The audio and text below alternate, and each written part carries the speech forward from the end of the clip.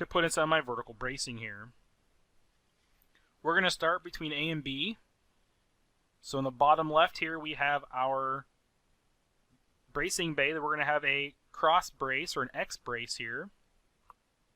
You'll notice there is a 9.5 inch dimension down to where the work points of our bracing are.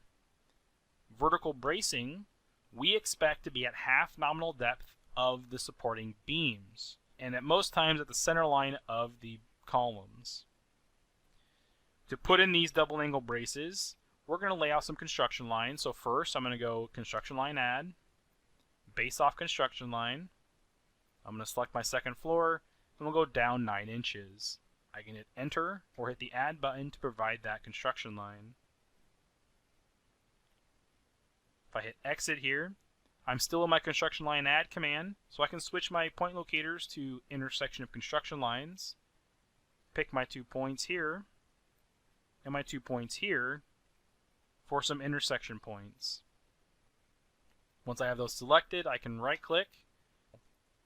At this point, I will use my vertical brace add command. Again, you can go from your flyout, your model pull down, under members, add vertical brace, or prompt for member type with your F2 key and select vertical brace. Vertical braces do have your member add options bar. So I'll set my angle size to 6 by 4 by 3/8. So with it single material, the side of gusset, I actually want double material, so I want it to be set back to back. You can see that I have back to back star configuration. I can have it on far side or near side. I want back to back, and I want my long leg to my gusset.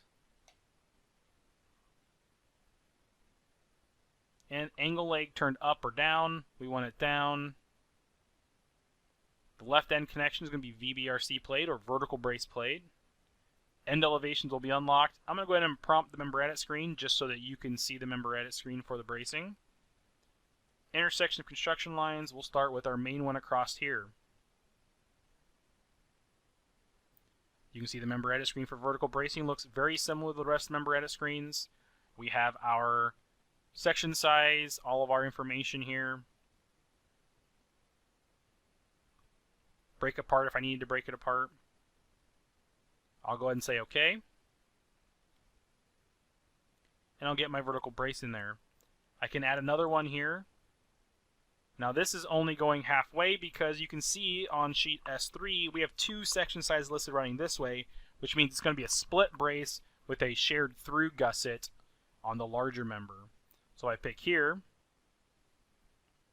I can say OK, and I can repeat it, or if I'm not sure it's the exact same span, I'll just pick my 2 points again and say OK.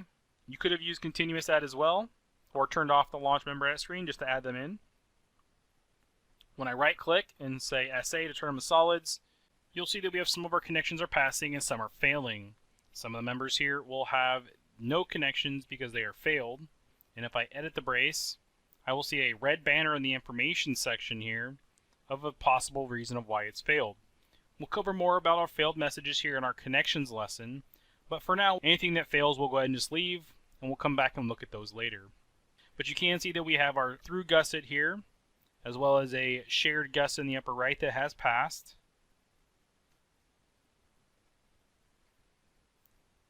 If I go back to my grid line 3, let's go ahead and look at our braces here in between B and C, and then finally between C and D on these 2 bays. So I'm going to offset a construction line here from grid line B. I'm going to go 12'6", which is halfway. So I have a work point here in the middle of my beam. I'll use my vertical brace add. These are wide flanges, so W8 by 31. Our web rotation is going to be vertical. We'll go ahead and just pick our 2 points here. And again for the next 2. If I right click to say I'm done and turn them to solids here, you can see I have a shared gusset here. I also have a failed connection at the bottom, which we will address in the later connections here. In the next section over here, we'll offset some more construction lines for the bottom section here. We'll go ahead and offset from grid line C another 12'6".